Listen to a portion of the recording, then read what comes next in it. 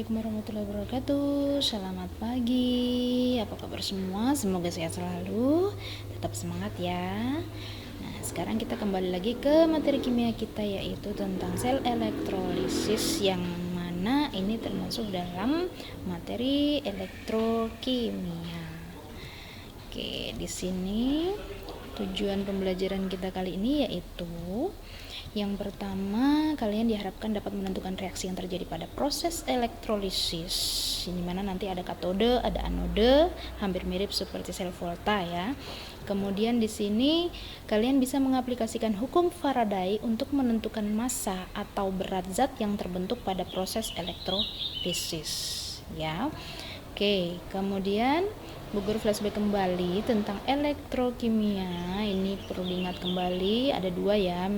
Hati-hati, di sini ada reaksi kimia, ada arus listrik. Ketika di situ reaksi kimia menjadi arus listrik, berarti itu namanya sel volta atau reaksi kimia yang menghasilkan arus listrik.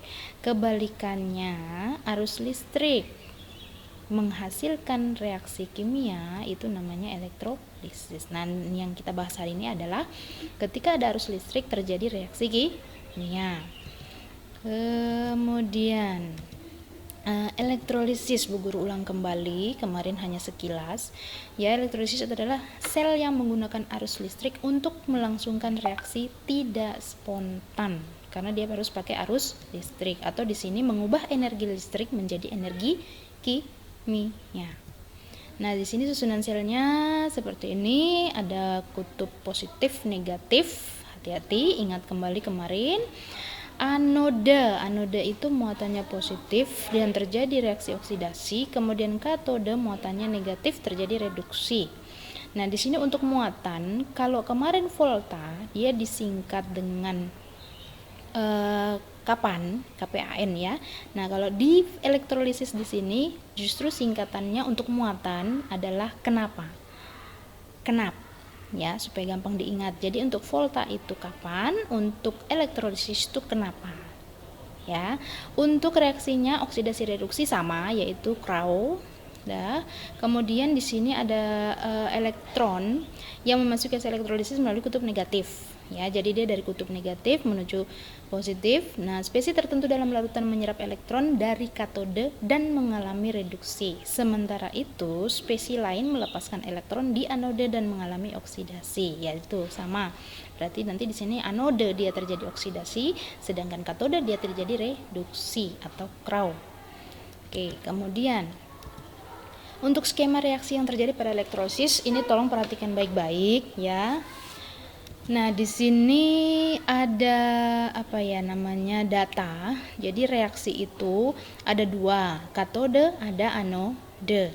Nah, reaksi yang di katode itu bergantung pada jenis kation. Kation itu apa? Kation itu adalah muatan positif ya. Jadi ingat kembali ada reaksi ion. Reaksi ion itu jadi dia akan menghasilkan muatan positif dan muatan negatif. Nah, yang positif itu namanya kation. Nah, kation ini ketika dia logam aktif, apa itu logam aktif? Dia dimasuk di golongan 1A, 2A, kemudian Al dan Mn. Ingat baik-baik, ini perlu dihafal ya. Hati-hati untuk membuat reaksi, kita perlu dihafal ininya. Oke, untuk sel volta kemarin pasti dikasih data reaksi reduksi. Tapi kalau untuk sel elektrolisis dia tidak diberikan data ini lagi. Jadi hati-hati, ini perlu dihafal. Untuk logam aktif golongan 1A, 2A, Al dan Mn, air yang tereduksi. Di mana di sini air tereduksi menjadi H2 dan 2OH-. Ini sudah pasti. Ya. Kemudian untuk kation lain, selain yang golongan aktif tadi ya, jadi di situ dia kation itu tersendiri yang tereduksi. Jadi di situ misalnya kationnya adalah H+, berarti di situ 2H+ ditambah 2 elektron menjadi gas H2, atau X+, berapa plus lah, ditambahkan berapa elektron sesuai plusnya di atas ya, menghasilkan logamnya sendiri.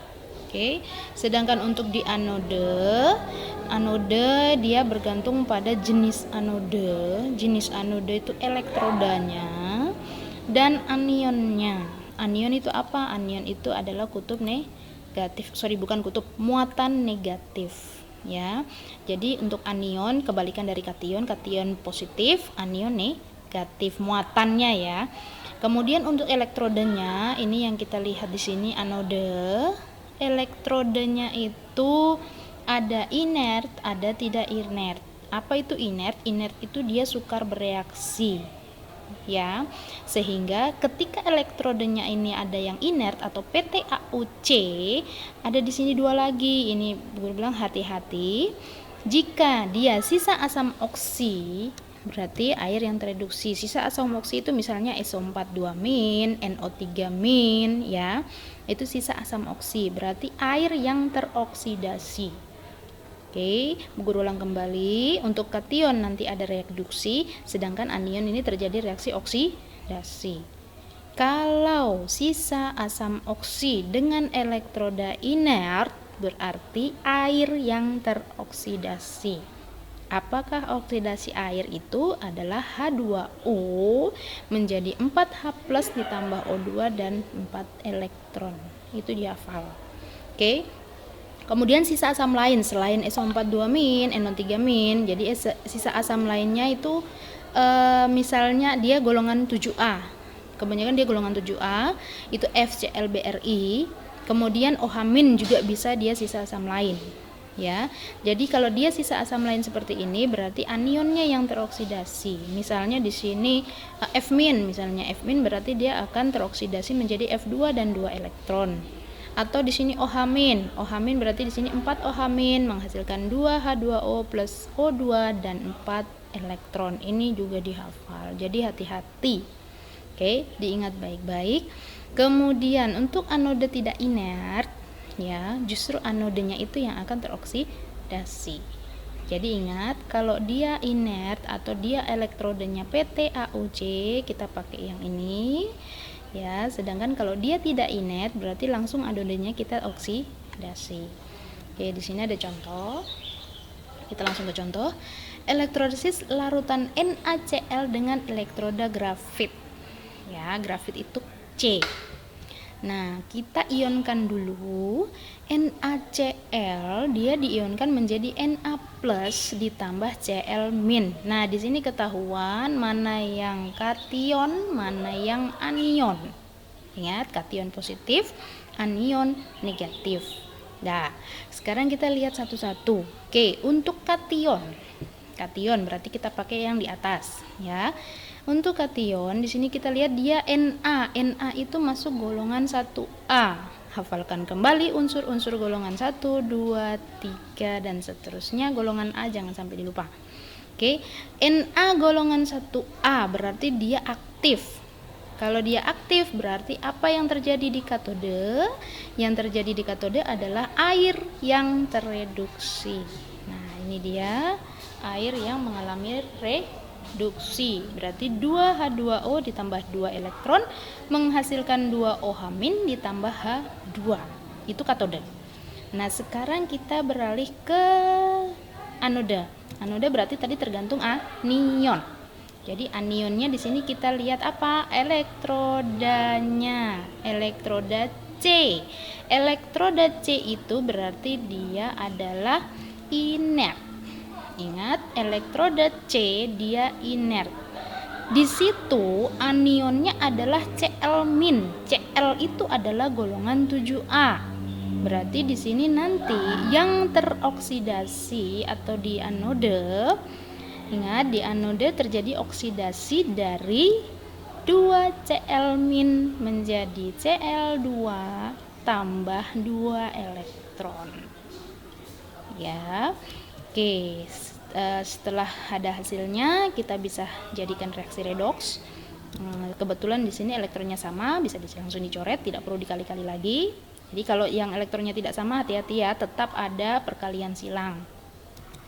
Nah, redoksnya berarti sudah elektronnya dicoret, 2H2O ditambah 2 Cl- menjadi 2 OH- tambah H2 plus Cl2. Selesai. Oke, lanjut. Kita latihan soal kembali. Di sini ada gambar.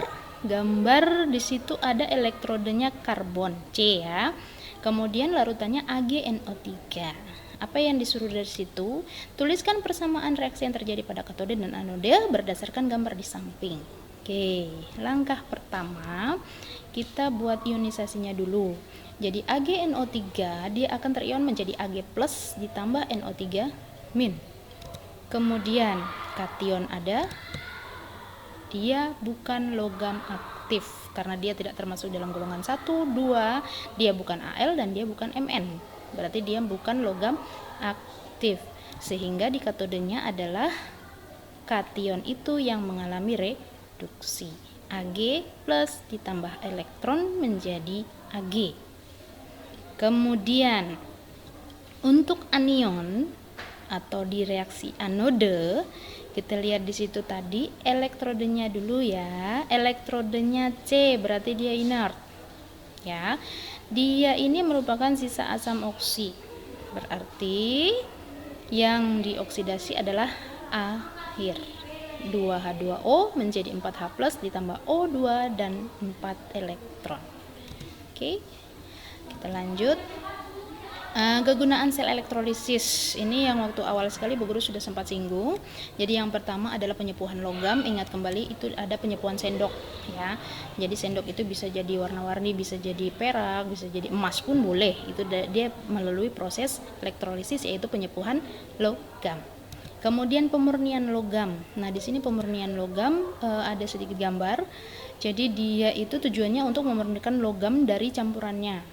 Contoh di sini kita pakai pemurnian tembaga, ya. Jadi nanti di situ ada listrik dialirkan, kemudian yang di katode itu dia adalah Cu murni. Dan terjadi di situ dia reduksinya Cu2+ ditambah 2 elektron menjadi Cu. Kemudian di situ dia di anodenya adalah Cu tidak murni. Ya, Cu tidak murni. Nah, kemudian nanti di situ dia kotoran atau apa ya?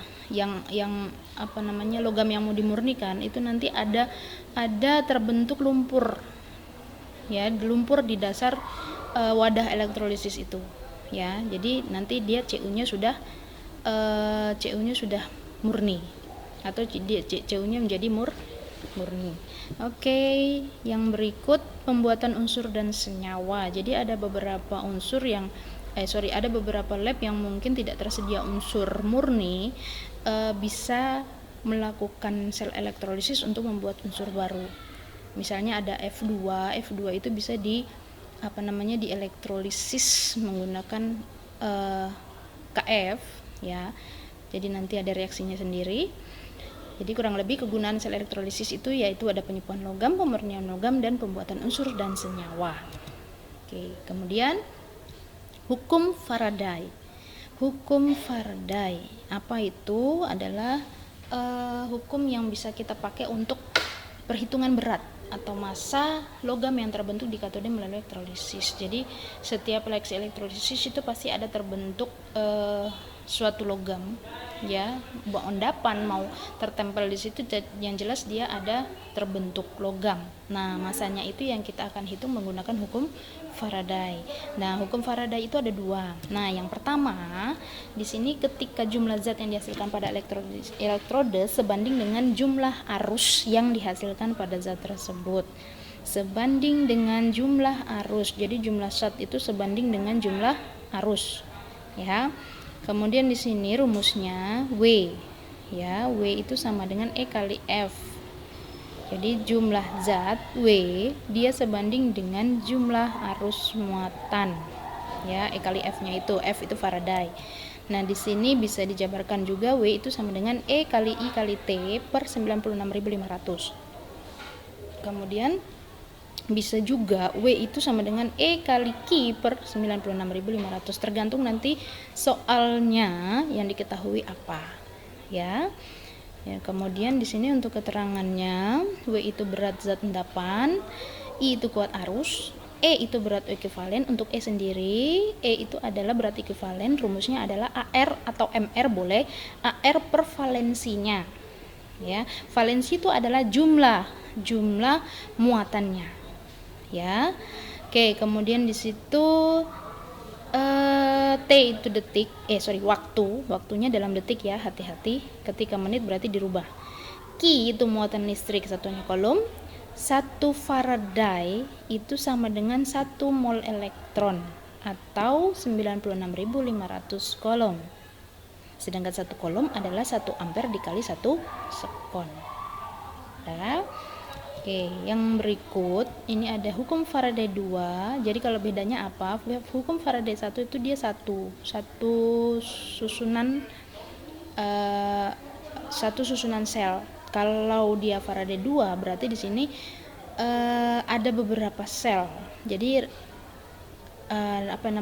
dia rangkaian seri ya. Di sini rangkaiannya seri.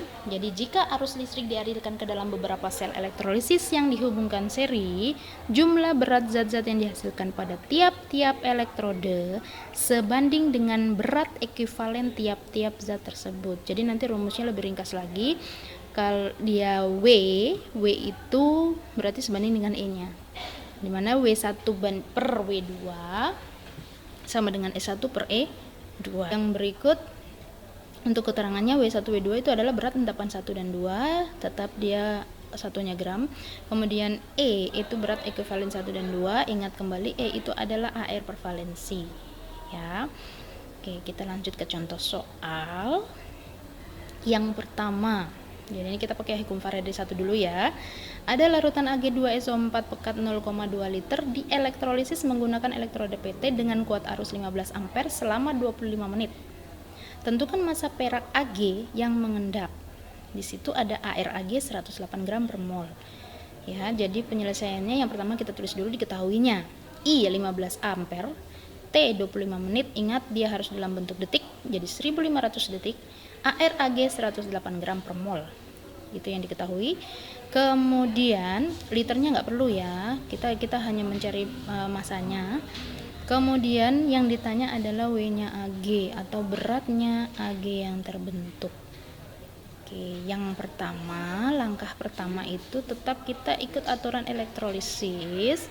Kita buat dulu ionisasinya atau reaksi di katode dan reaksi di anodenya. Ya, dengan cara elektrolisis seperti di awal tadi. Ketika Ag2SO4 diionisasi menjadi 2Ag+ ditambah SO4 2-. Kemudian di katodenya Ag itu dari kationnya Ag bukan golongan 1, 2 atau Al dan Mn, berarti Ag-nya yang mengalami reduksi. Sedangkan untuk di anode SO4 itu sisa asam.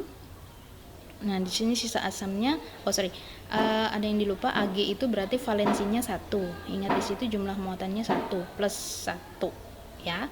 Kemudian untuk di anode berarti air yang teroksidasi, yaitu 2H2O menjadi 4H+ ditambah 4 elektron menjadi ditambah O2. Jadi di situ kan elektrodenya PT.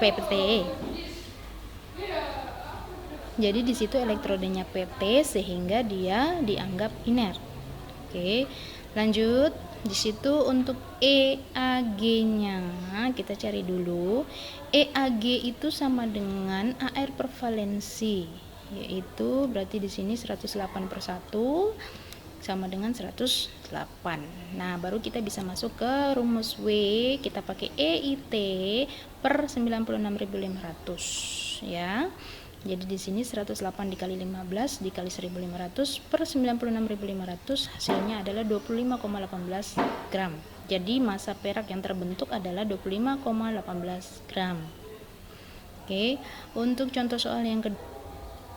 Untuk contoh soal 2. Di sini ada larutan AuCl3 dialiri listrik dengan muatan tertentu.